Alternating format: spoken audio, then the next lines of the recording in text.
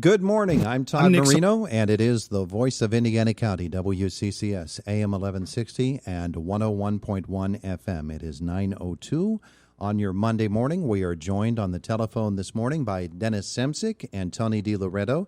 Dennis is running for the State House of Representatives in the 62nd District. Tony in the Pennsylvania Senate 41st District race. Both of these gentlemen are the only candidates listed in their Democratic primary races, and so they will be moving on to the November general election, that, of course, barring a withdrawal or a write-in campaign, which are very highly unlikely. And so we're going to spend our next hour in conversation with them, and the topic of conversation is going to be the Pennsylvania response to the COVID-19 pandemic. Our discussion will not be related in any way to tomorrow's primary election. But frankly, since we had Senator Joe Pittman and State Representative Jim Struzzi on the air with us on Friday on this very same topic, we felt it only fair to look at the other side of the ballot and to talk with Dennis and Tony this morning as well. So let us welcome them. Dennis, Tony, good morning. Good morning, Todd. Glad to be with you. Good morning, Todd. All right. Yeah, thanks for having us. Thank you for letting democracy work at its best. All right. So just so folks know, Dennis is the deeper voiced of our two respondents this morning. And maybe for clarity's sake, I will ask each of you to respond at the beginning of each question. And we'll start with Tony.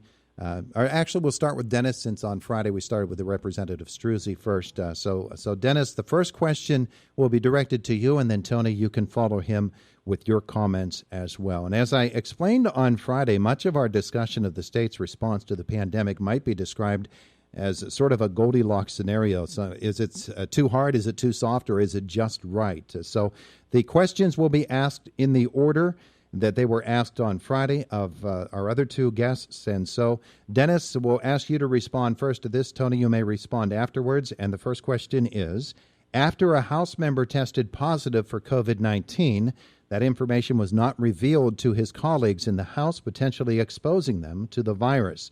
What are your thoughts? Should there be an official action against him or against the House leadership? Dennis, you're first. Well, I believe the leadership of the legislature have been practicing half measures to address this issue, and they're downplaying the severity of the pandemic. We have young adults having strokes, blood clots, medical-induced comas, and many more other things. So there's obviously things we don't even understand about the virus even today. And that's why I think everyone's trying to go slow to get a clear picture of the big picture of what we're looking at here. And things like Dr. Fauci, he has commented about we can transmit the virus even before symptoms come out. And I know a lot of what I've been reading about the situation with this legislator. They're talking about when he got his test and what he did after that. I'm really concerned about what happened before that, and because that could have been transferred at that point. And he's walking the halls, he's touching the doorknobs. I'm hoping everything worked out the way it appears to be right now, and nobody caught the virus, which is great. That doesn't relieve us from the possibility of what could have happened. This could have been real, real bad. And my sole concern here is transparency. Why wasn't everybody in the state legislature given that information so they could have determined for themselves how they chose to deal with it instead of one or two individuals making that decision for them? All right, Tony, your response to that same question. My response, Todd, is I think it was a total lack of common decency on behalf of that representative. I mean, just for example, I'm in a workplace. If an employee had come down with the COVID-19 and did not report it to me or his coworkers, we're all coworkers, I would immediately fire that person. And by the same token, if I had it, and I'm in my workplace, and I don't tell anybody for a week after I've been diagnosed. I expect that no customers will come in my restaurant. I mean, it's just plain and simple. I think it was a lack of common decency, a lack of respect for his fellow workers in Harrisburg.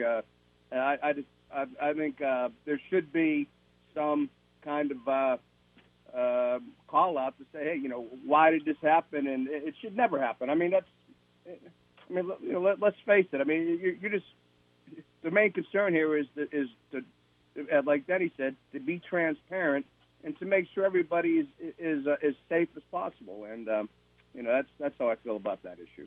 All right, very good. I should explain to folks a couple of things. Number one, Tony's volume is a little bit lower than Dennis's. That's just the difference in phones that are being used, and so I'll do my best to boost Tony's volume up and to pull Denny's down when each of you are on the air. And I should also explain to folks that if you are home listening or in the office and you want to listen on your computer, why the U92 Sports Channel is being utilized, you can go to WCCSradio.com, click on it, and listen to this conversation there.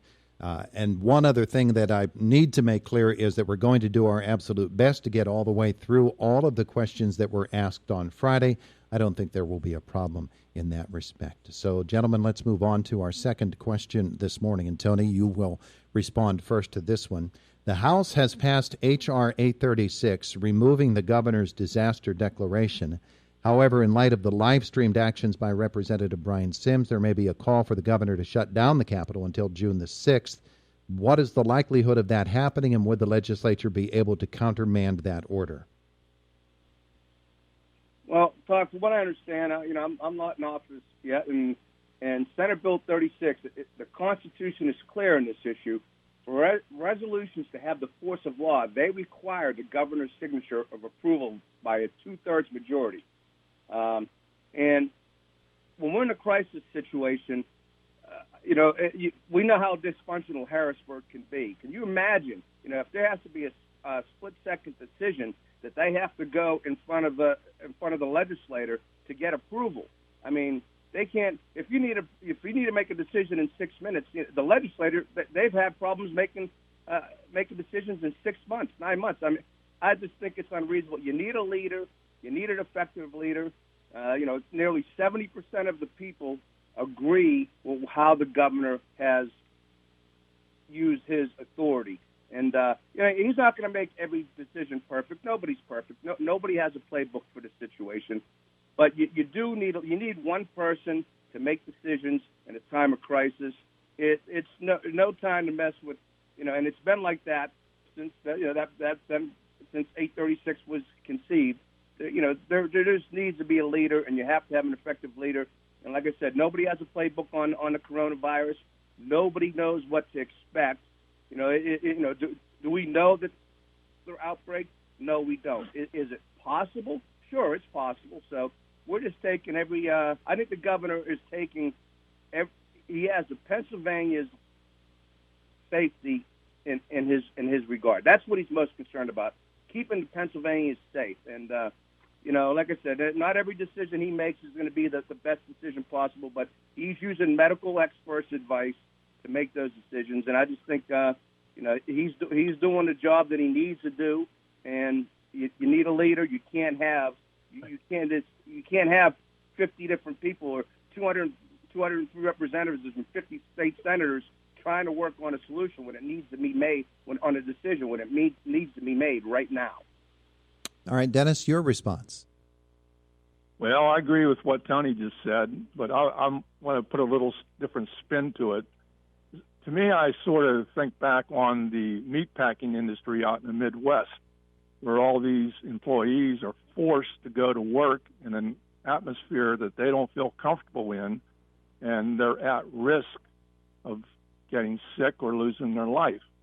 And if some of these legislators, I don't care whether they're Republican or Democrat, if they do not feel comfortable going into that building because it may be contaminated, and they want it cleaned and they want a break to make sure that happens, I believe they're entitled to that. And we should respect their concerns. Okay. We're talking to Dennis Semsick this morning and Tony DeLoreto about Pennsylvania's response to the COVID-19 crisis. Our third question today has to do with the reopening of the state, and on the topic of doing so to a return to whatever normal will be. The question is, has the state been too strict or not strict enough, or just right? Dennis, you have the first response. Okay. The duties for this specific issue fall upon the governor, and that's required by Title 35. I think it's Chapter 73, I think. I'm not sure. But and in there it clearly states that there's two things he's looking at. He's looking at disasters, and he's looking at dangers to the Commonwealth. So it's his charge is covered by that. But in my opinion, I think the majority of the people are just looking at the virus issue incorrectly. This virus we're dealing with, it can't read, and it can't tell one county line from another. That's why I think we are approaching the thing regionally. Let me give you an example, just real quickly here, real quick. So Indiana is going to be green here next week. Philadelphia they're as red as you could possibly get. Let's assume there's someone in Philadelphia that has to go to a meeting in Pittsburgh, and they're driving up Route 22. They're going through Indiana. They stop at a convenience store, gas up their vehicle. On the way to the pump, they incidentally sneeze, and they don't give it any thought. They gas their car. They're done. They pull out. A local resident pulls into the same pump, grabs the handle, bang. We just transferred the virus to that individual. It's that easy. Me personally, I think what the governor's doing is just great. He's going the right speed. He's going slow enough to where he can see what the effects are from what he decided to do and whether he needed to make changes or not. Me personally, I would rather walk through a minefield than run through it. All right, Tony, your response to that question. Is Pennsylvania too strict, not strict enough on reopening the state, or just right? Well, I'll tell you again, Todd. Nobody has a playbook for this. Nobody has the perfect answer, and I think the governor has kept the safety of all Pennsylvanians in mind. Drexel University had just done they did a 45-day study, and it showed that by doing what the governor did, and keep in mind, we're the fourth worst state as far as coronavirus detections, and the study showed that by doing how the governor did it, that they saved 6,200 lives and probably kept about 57,000 more people out of the hospital. I mean, and like I said before too, when I was talking to people, I mean, what good is money if you don't have your health to spend it and spend it on things you enjoy? We have to. The governor has taken all of his advice from medical experts. I mean, it's medical experts' opinions, but I feel a lot safer listening to a medical expert's opinion than a state legislator or a state senator, because they don't know. They don't have medical degrees. I don't have a medical degree. I can show you how to make spaghetti meatball stuff, but when it comes to my advice on what we should do, what is the best options here that we have, I don't have that. I don't have that knowledge. So I have to rely on the medical experts to provide that information, and I think the governor has gone through it systematically and made the best decisions he could possibly make. And I agree with Denny. I'd rather see Georgia and I'd rather see Florida personally. Let them take the lead. Let them start out first and see what happens, and go from there. Like I said, nobody knows what's going to happen, but you have to err on the side of safety. And I know, being in business, it's directly affected my business. And believe me, I want to get open full blown, but I also want to keep my customer safety in mind, and my employee safety in mind, and my family safety in mind. And I think it is better to take it slowly rather than rush into something that we're not sure what's going to happen. Okay, once again, we're listening to Tony DeLoreto and Dennis Semsick today. The topic is Pennsylvania's response to the COVID-19 pandemic. A reminder that in addition to listening to it on the radio today, you will be able to listen to it on your computer by going to our website, wccsradio.com, and click on the player there, and that would get you the audio as well. We will also be posting this information in the entire program on our website or on our Facebook page. So let's move on here. And Tony, this question is for you first, and then Dennis. And the question is, some of our listeners commented on yesterday's, or actually Thursday's, rally at the Indiana County Courthouse, pointing out that most of the participants were not wearing masks and were not physically distancing. Are you concerned that when the county goes green, which will be this Friday, people will be even more careless and think that things are back to normal? Does that concern you? Well, sure, it concerns me as a restaurant owner because we're gonna open up at 50% capacity. We're required to document everybody that comes in case if there needs to be tracing involved. And everybody. I mean, the mask is not a law, but the mask is required. And make no mistake about it, people. Nobody ever said the mask was going to prevent you from getting the coronavirus. Now, what the mask does do, and it does do effectively, it stops you from giving the virus to somebody else. Now, and to me, when you're wearing a mask, it just shows that you're concerned about other people, and that's what we have to be. That's what we have to look at here. You have to look at.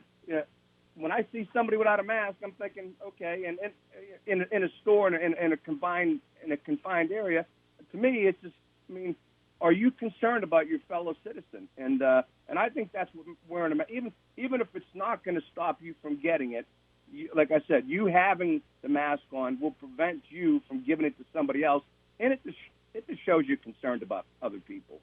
And that's the way I look at it. And this time, our country, the whole world, they need to look at people's affection for one another, and it has to be. It's just a sign of a sign of appreciation of respect for other people. And I mean, like I said, mask will not prevent you from getting it, but it will prevent you from giving it to somebody else. And I just think the way we're going about it, opening up, I think we have to be diligent. We have to err on the side of caution, and we have to be able to test people, and we have to be able to track people if somebody does come down with it. God forbid what's been happening all over the United States. There isn't any kind of social distancing going on there, and people are wearing masks. And, some people might be wearing it for safety, but some people are wearing it for disguise, too. So, I mean, we just have to, we have to be diligent. We have to err on the side of caution. And hopefully we get on the other side of this. And, we can look back and reflect and understand what we need to do if this ever happens again. Dennis Semsick, the question has to do with folks being careless when they get back in public. Are you concerned that when the county goes green, people will be careless and think things are back to normal? Well, yeah. I think they demonstrated that themselves. I mean, I support everybody that's out trying to demonstrate to let their thoughts be known and their desires. But I would like to think that if you're going to do that, put your best foot forward. I mean, having 50 people standing together in one large group, smiling, enjoying it, and only a couple wearing masks, and then turning around and asking the decision makers that please open up our business and we will operate it accordingly within all the requirements in place at that time. What would lead those decision makers to believe that when they're not even practicing the social distancing? And Tony's right, the masks aren't required, but CAC recommends them. And our people are being told that this pandemic is basically over and there's not very much to be concerned about at this point. And that's totally wrong. we will not be approaching anything near what people expect normalcy to be until we get a virus. We've lost over 100,000 people in our country to this virus, and all these side effects or lingering effects, these other people, there is a lot going on. And I would like to think that our people can endure the discomfort of wearing a mask when all these other people are dying. It's the least we can do to help our fellow man. We're talking this morning with Dennis Semsick and Tony DeLoreto about Pennsylvania's response to the COVID-19 crisis. This next question, and again, these questions came from our listeners and some of our respondents to our social media, as well as our staff. And what I did with this next question was I combined two that seemed to be very much related, and as it happens, were related to the question we just talked about. And so this is going to be a long-winded question, and you can field it and do what you want. Dennis, you'll get the first response. When the coronavirus crisis first hit, the government said we should not wear masks. Then masks became mandatory. And then last week, the World Health Organization said again that we should not be wearing masks. So the first part of the question is, what's your position on the reliability of the medical advice that we've been getting? And then the second part is related to that. Representative Russ Diamond has asked Secretary of Health Levine to resign or be fired specifically for her order that nursing homes must accept coronavirus patients. Levine on March 18th directed that nursing care facilities must continue to accept new admissions and receive readmissions, which may include stable patients who have had the COVID-19 virus. Has Dr. Levine been an effective leader on the coronavirus, and should we be confident in her? So what's your question on the reliability of the medical advice that we've been getting, and has Dr. Levine been an effective leader in that respect? Dennis, you have the first response. Well, again, I want to start out, we're in unprecedented times and events. No one knows. Like, we don't have a playbook here, and we have to learn from our experiences as we evolve through this process. And I believe everyone is doing that to the best of their abilities. And as far as a legislator wanting to remove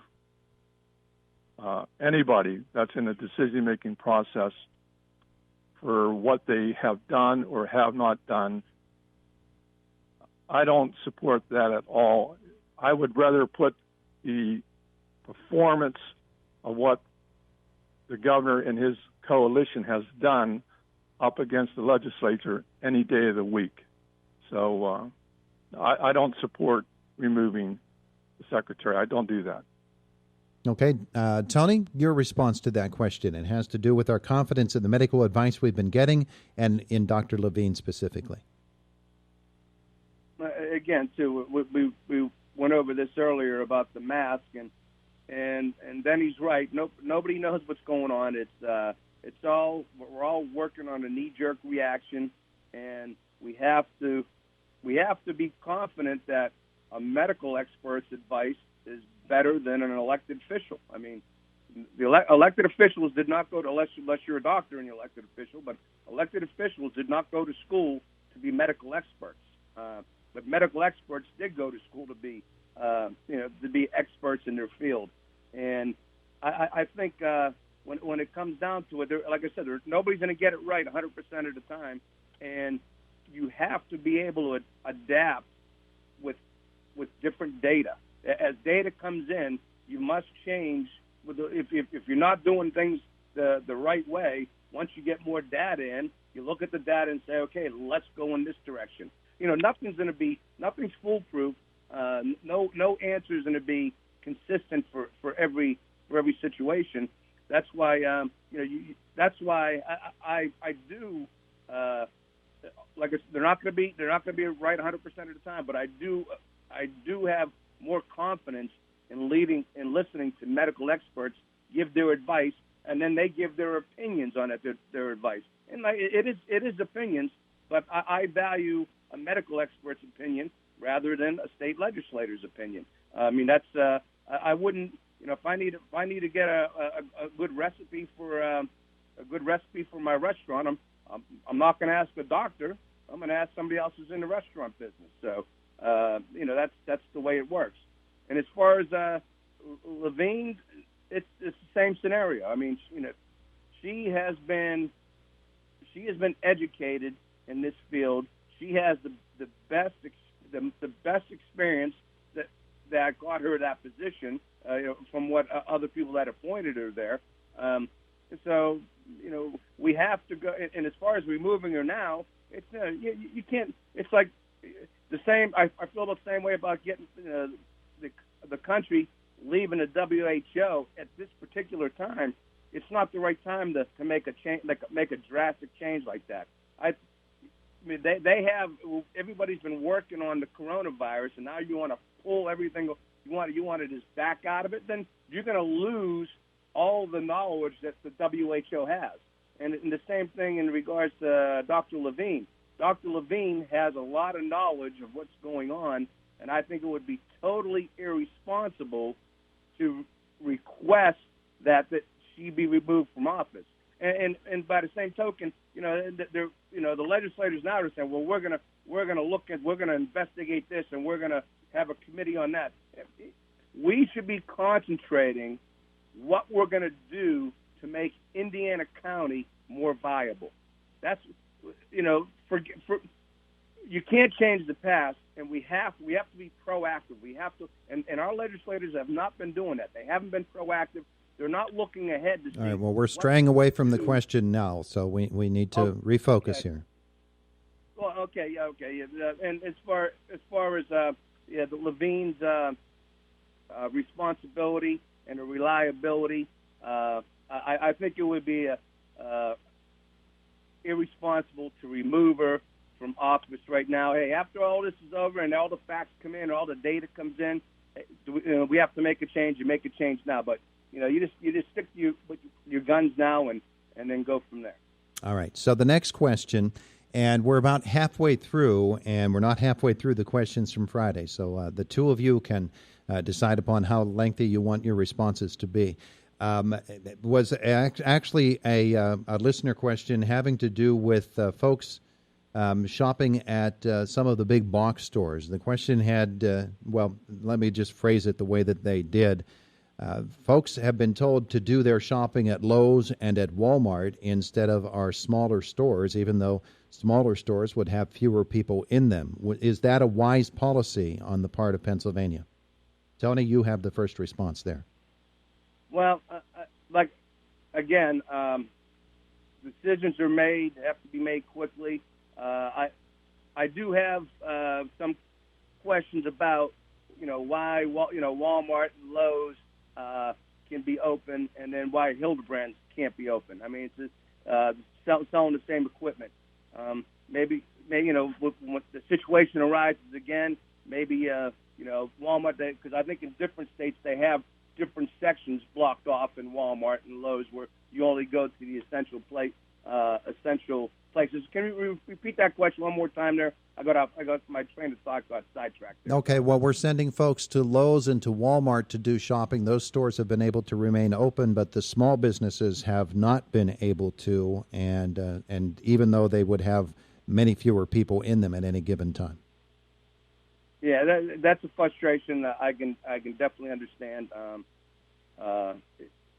Like I said, not all the decisions are going to be the perfect ones. We're learning as we go. And I do have questions about that, but we're just trying to survive right now. As a business owner, I'm trying to survive in business. I think we're doing the best that we can.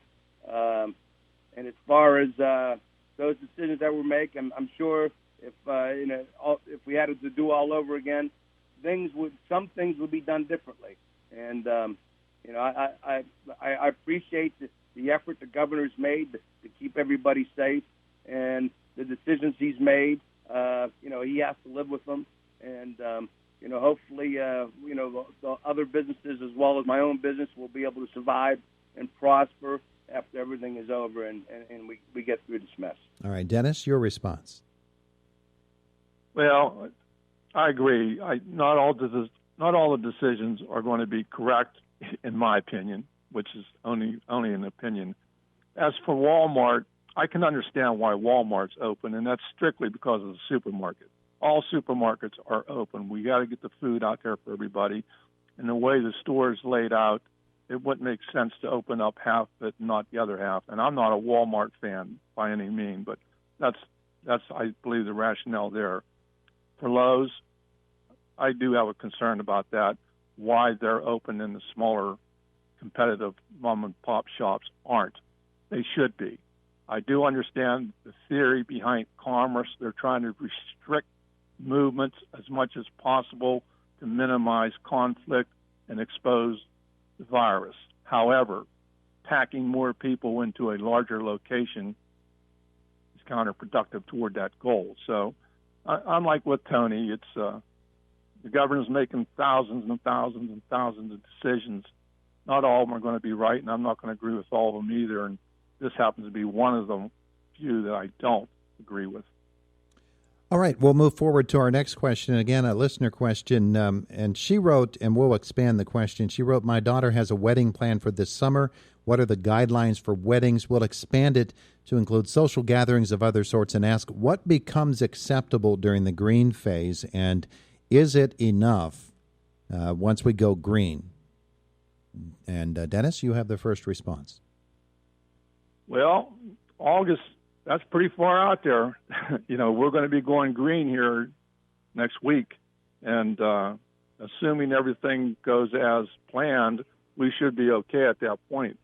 But weddings are going on right now, and they've been going on for the past few months. And people are creative. They're finding a way to make these things work. And they're making their plans based on what is acceptable at that time.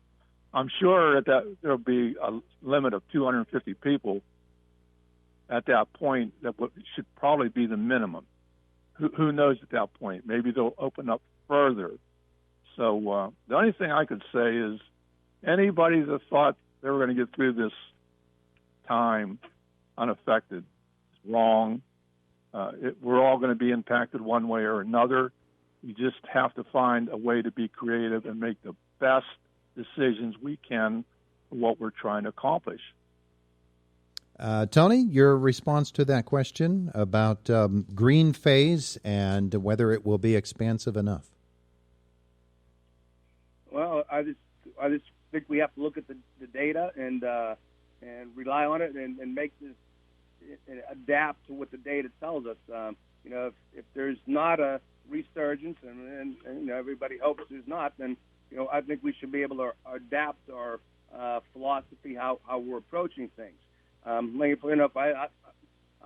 invited to 2 weddings this summer, and I'm hopefully it'll be a go, and 250 people I think is the maximum, and I think that's a good starting point.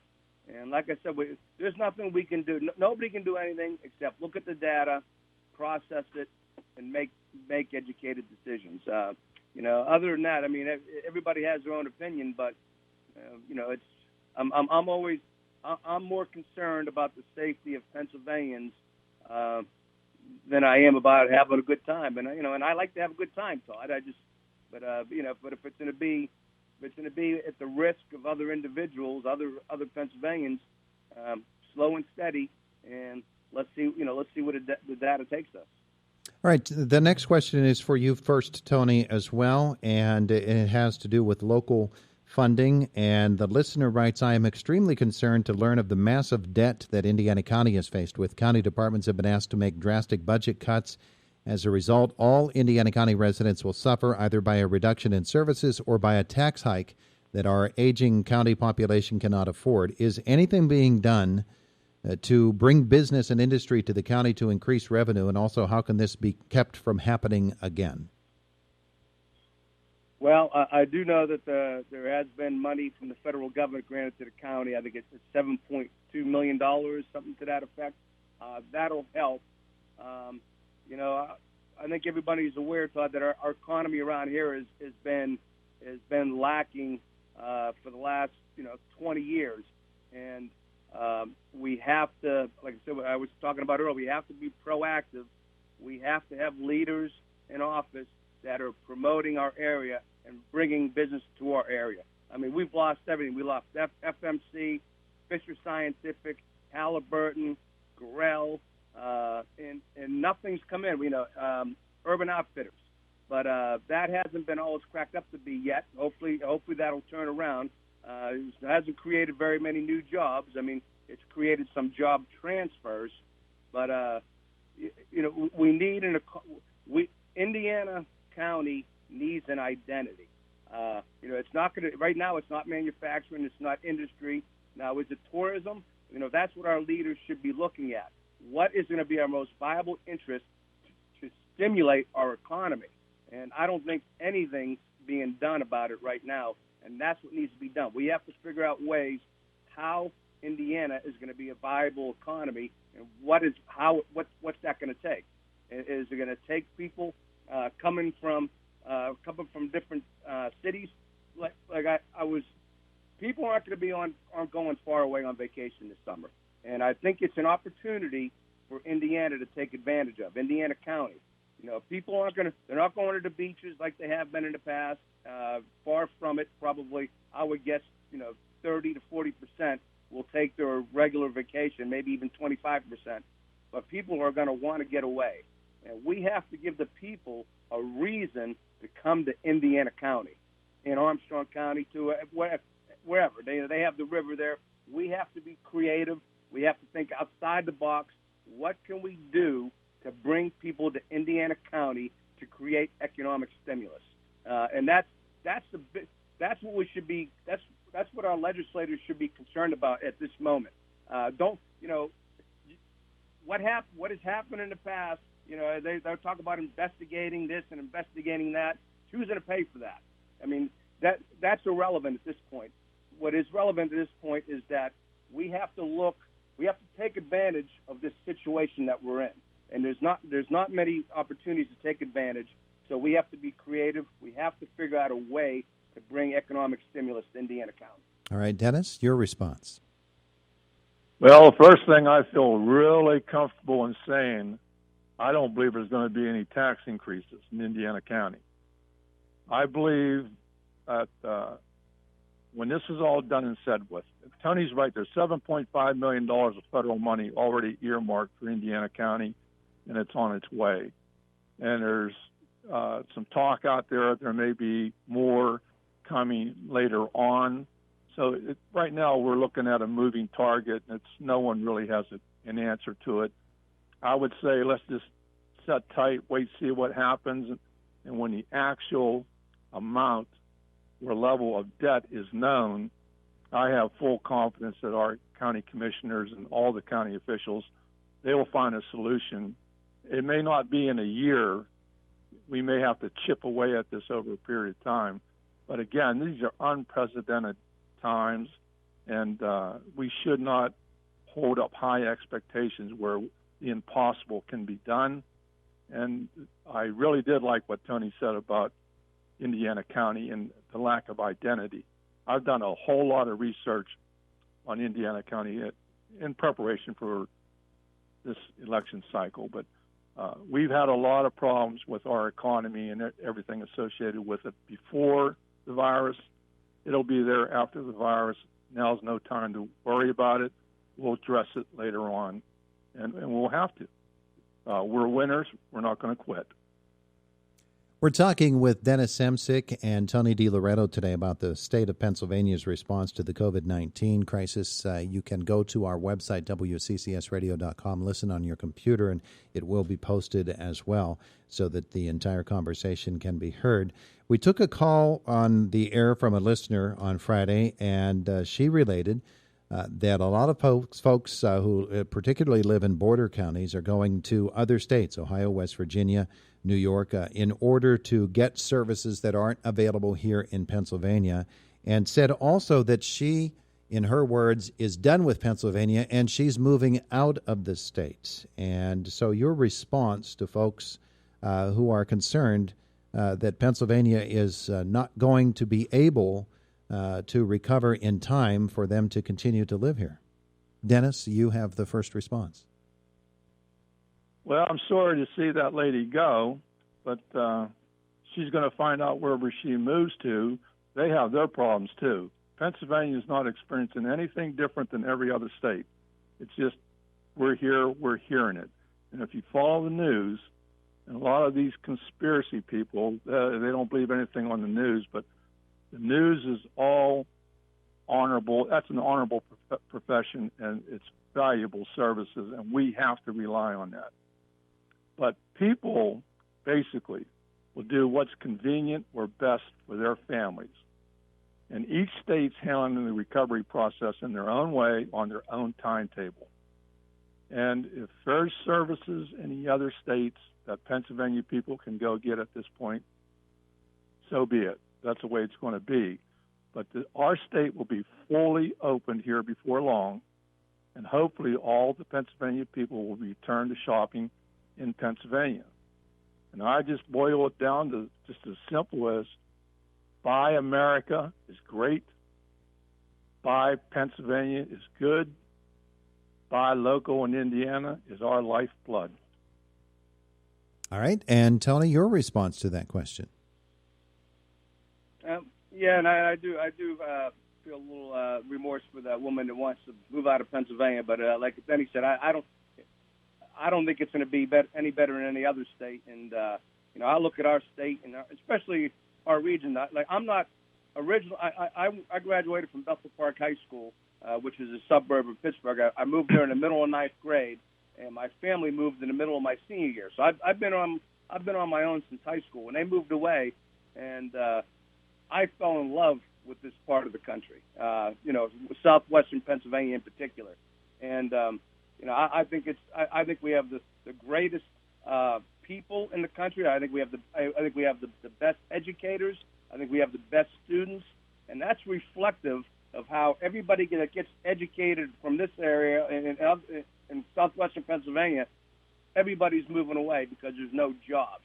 That's the problem with our area. We need economic stimulus, and we need a reason for people to stay here. And creating jobs and creating family values is where it needs to be. I just think, like I said, I'm totally committed to Indiana County. I'm totally committed to downtown Indiana. Everything I've done, I've put every dollar. I've been on business for almost 30 years, and I could be just socking away, but I put it into my business. I put it into make my business look better, and I'm always promoting downtown Indiana, whether it be with the NAF Festival, just to be. I think we live in one of the best communities in the country, and and if somebody wants to move away from that, that's their prerogative. But I think our community is and our people are resilient, and we will rise above this crisis, and we will become better because of it. Okay, we need to move along. It is 10:15. We still have questions left to cover with Dennis Semsick and Tony DeLoreto. And Tony, you have the next question. And it was phrased this way. It was a compilation question from several listeners. The need to educate students from home has shown just how weak our broadband capabilities are and how it must quickly be upgraded so that all students have broadband access. With at least 40% of Indiana County having no broadband access, what are the prospects of doing it and doing it quickly? Well, I think to doing it quickly, I think we have to identify it as a public utility that all residents must have. And if that's how it needs to be done, that's how it needs to be done. You're right. My daughter has just finished her graduate assistant program at Salzburg, and she commented that there is a lack of all students. Some students have it, but you need to have all students to have the same access to education. And if that's done through broadband, that's the way we need to do it. We have to commit ourselves, and the county commissioners have made an initial effort to get that started by having matched grant money to work with, and but we have to make that a top priority especially now, after this crisis is hit, and we've seen and schools had to be closed down, we see the value of having internet for everyone, and we really must make an effort to push that way, and we have to create it into a public utility and identify how it's going to be taken care of as quickly as possible. Dennis, your response. Well, there's over 800,000 people in Pennsylvania that lack broadband access. And this virus has really shown how traumatic that is in trying to give our kids access so they can be educated. There's no doubt we need it. Everyone understands the reason why we need it. This is one of those issues, regardless how we go about it. Nothing's going to happen real fast in government, not like this. Even the technology has got to be evaluated soundly.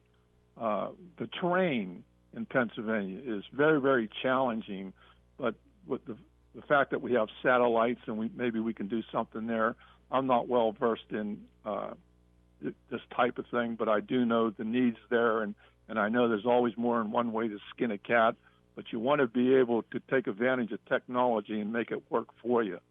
And I do want to touch on the county commissioners. They did seek a federal grant, and they have some ideas to provide the local match for a total of $3 million.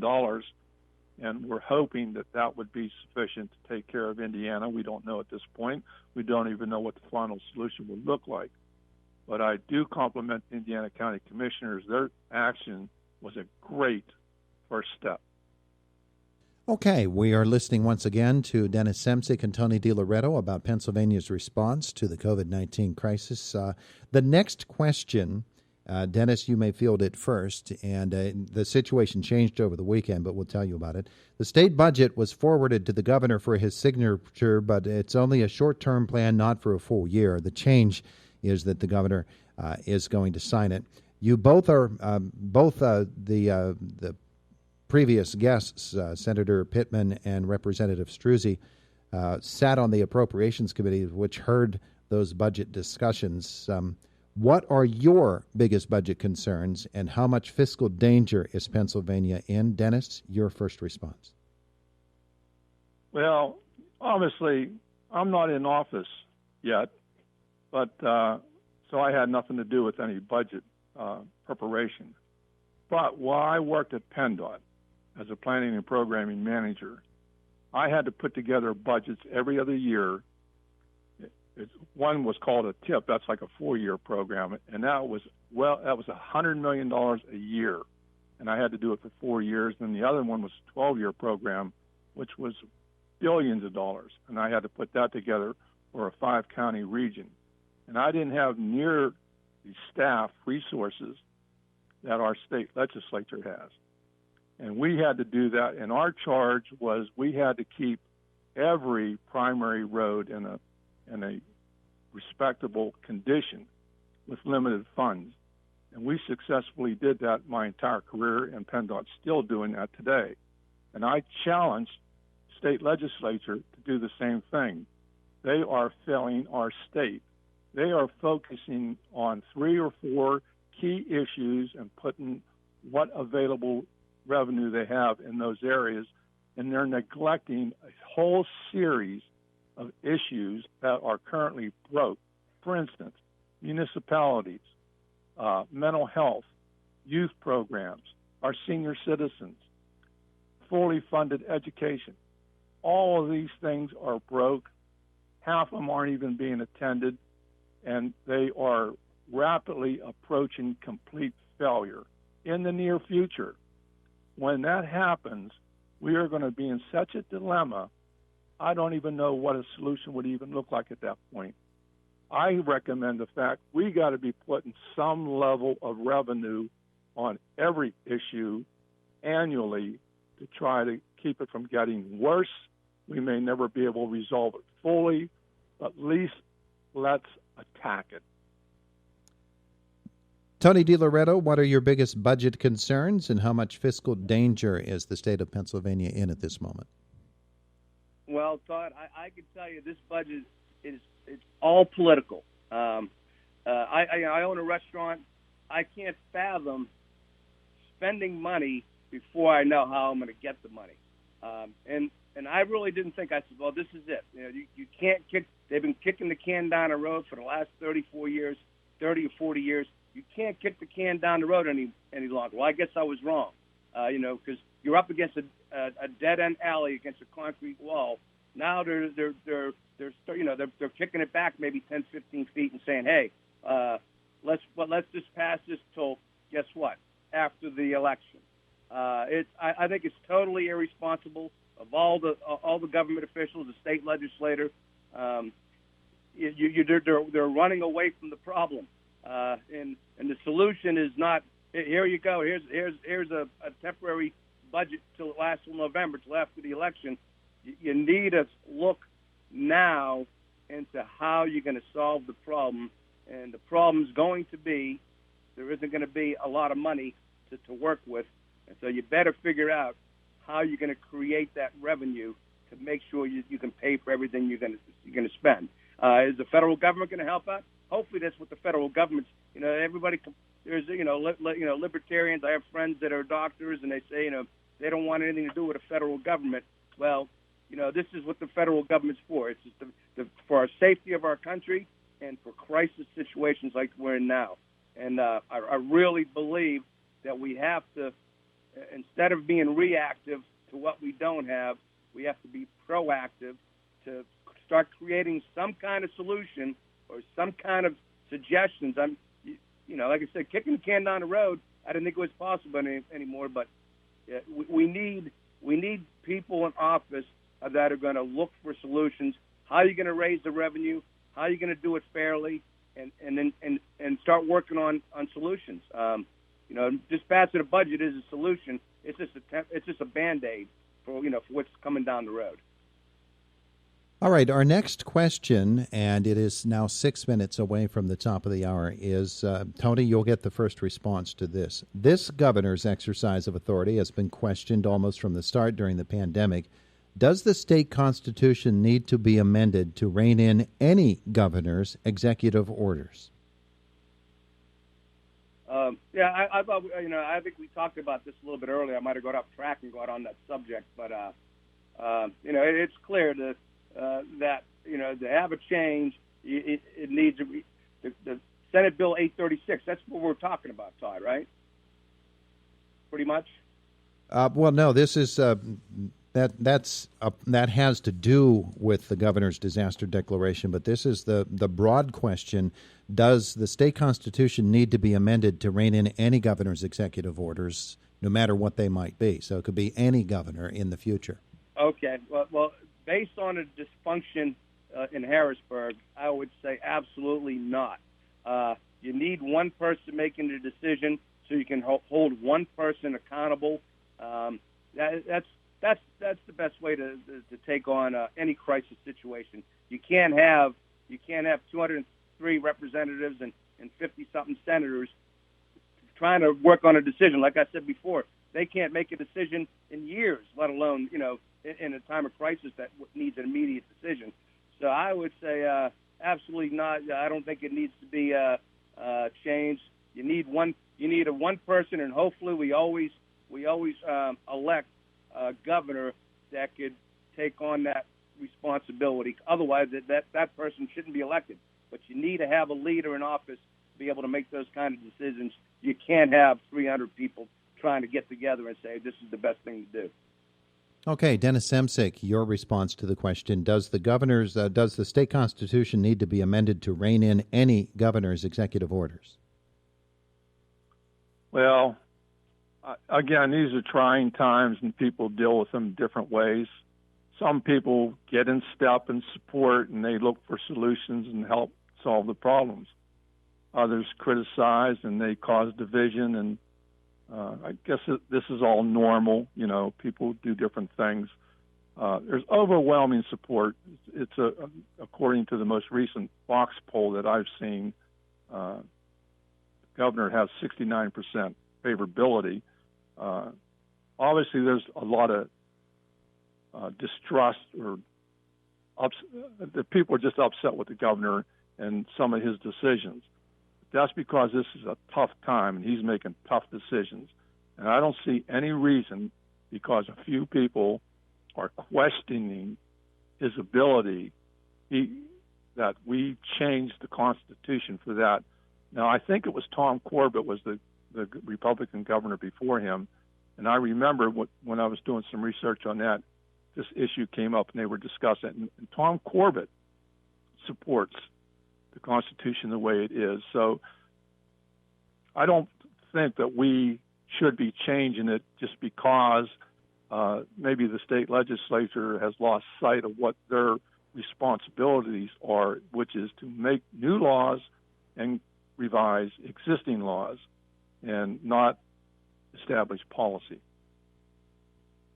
Okay, gentlemen, we are 2 minutes away from the top of the hour, and this last question would have to be a really quick response to you or from you. So, take that under advisement as you get this. Many restaurants have been told that they can open again once we go green with 50% capacity restrictions, and a listener wants to know if that is fair. Tony? Or actually, Dennis, you get the first response. Dennis. Okay, I'm going to forward this on to Tony because he is a restaurant owner, and I think he'll give the appropriate answer. All right, Tony, got 90 seconds. Yeah, well, hey, I just think slow and steady is the way to go. Restaurants have to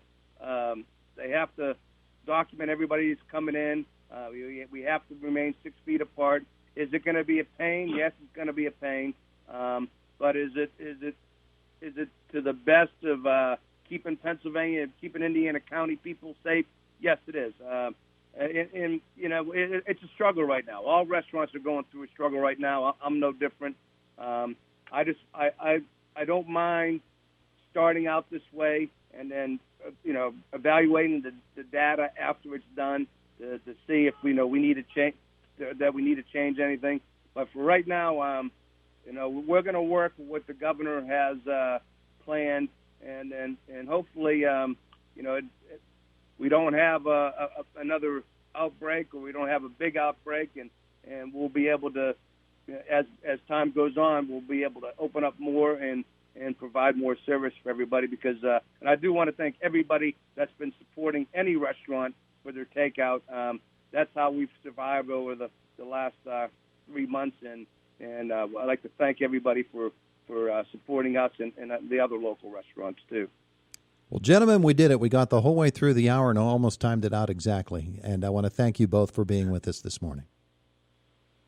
Todd, I want to thank you, and I want to thank your listeners for listening to our opinions. All right. Yeah, thanks for having us on, Todd. God bless you. God bless the United States, and God bless Indiana County and Pennsylvania. Indiana County and Pennsylvania. Indiana County and Pennsylvania. Indiana County and Pennsylvania. Indiana County and Pennsylvania. Indiana County and Pennsylvania. Indiana County.